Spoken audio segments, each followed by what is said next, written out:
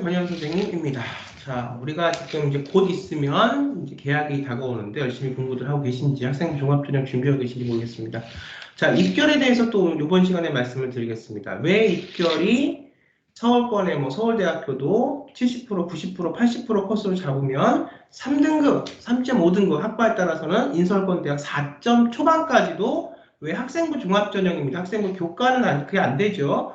교과가 중요하니까. 근데 종합전형은 30% 내신과 70%의 비교과 활동들의 상황들 잘 생계부를 통해서 위계성 갖고 보여주는 거기 때문에 왜 그렇게 내신이 우리가 생각하는 것보다 그렇게 썩 높지 않아도 잘된 서류와 내용을 갖고 대학에 합격하는지를 좀 말씀을 좀 더 계속 드려보도록 하겠습니다. 오늘 고려대학교 2022년 입결 상황 갖고 좀 말씀을 드리겠습니다. 자, 같이 공유해서 보시죠.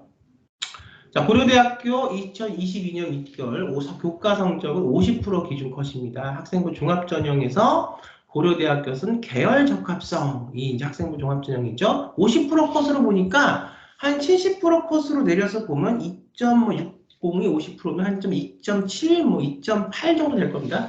자, 고려대학교 50% 컷으로 내신 봤을 때 경영학과가 경영대학이 계열 적합성 2.69, 중간 컷이죠. 50% 컷. 자, 70% 컷까지 좀 내려가 보면은 2.8 정도. 그 다음에 국어국문학과가 지금 학생부 종합에서 계열 적합성으로 3.72, 50% 컷이 나왔어요. 그러니까 조금 더 3점대 중반까지도 우리가 80%, 90% 컷 내려가면 합격을 할 수 있었다 이런 얘기죠. 그 다음에 보면 뭐 영어영문학과 3.7, 동문과 2.93, 학생부 종합전형입니다. 불어불문학과 2.87 이렇게 돼 있죠. 그 다음에 컴퓨터학과, 데이터학과가 2.43, 그러니까 50% 컷이니까 조금 내려가면 2.7, 8 정도까지.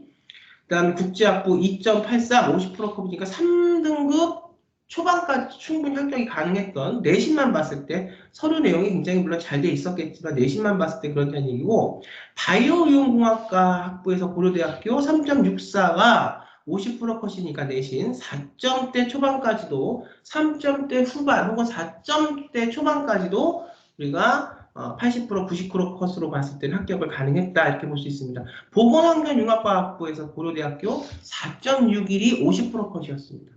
그러니까 충분히 4점대 후반까지도 80%, 90% 컷으로 내려가면 합격이 됐다는 얘기죠.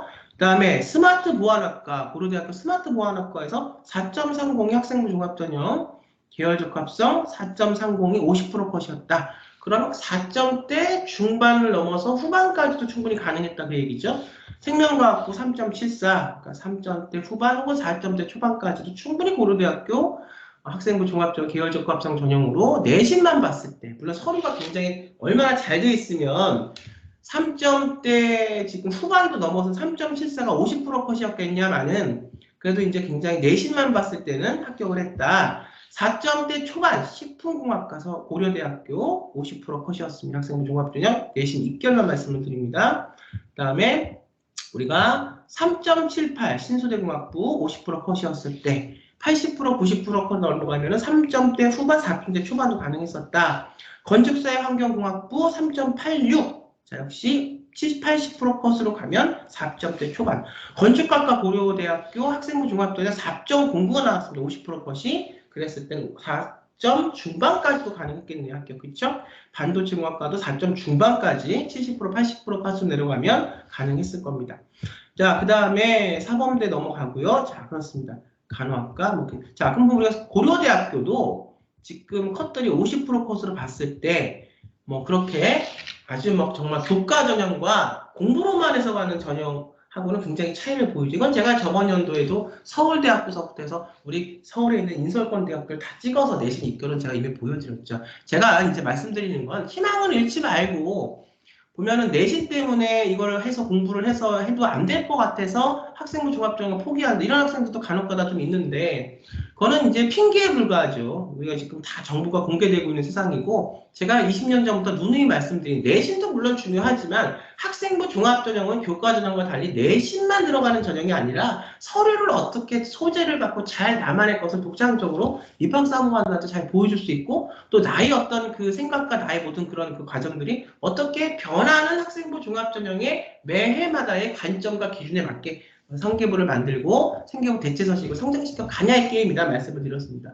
물론 이것은 우리가 기간이 들어가고 노력이 들어가는 전형이기 때문에 단 1년, 6개월 이렇게는 갈 수가 없죠. 그래서 고등학교 1학년 혹은 내가 검정고시 혹은 내가 해외고 들어가는 그 순간부터 10학년, 9학년 한 겨울쯤에는 이미 내가 학생부 종합전형으로 대학을 간 학생이라면 어떻게 어떤 방법으로 어떤 소재와 어떤 내용으로 의미를 갖고 그 당시에 고교학점제 안에서 이제 학생부 종합전이니까 바뀌는 평가 기준에 맞게 해서 어떤 내용들의 프로젝트를 넣고 어떤 문사를 어떻게 해서 이걸 하겠다. 내가 지금 아이비 과정의 국제학교나 해외고를 다닌다면 그 학교에 맞는 것을 어떻게 한국식으로 잘 변형시켜서 생계부 대체서식을 옮겨서 만들어서 가겠는가. 또 검정고시라면 반하는 그 검정고시의 어떤 그 환경에 맞게 대체서식을 만들어서 가겠는가에 대한 전략과 준비가 굉장히 중요합니다. 자, 그래서 내신 때문에 내신만 잘해서 우리가 이거 공부를 못하니까 물론 공부를 잘하면 좋죠. 근데 못한다면 오히려 더 학생부 종합전형을 생각해 보셔야 된다는 얘기죠. 자, 저는 또 다음 시간에 좋은 내용 갖고 찾아뵙도록 하겠습니다. 여러분 감사합니다.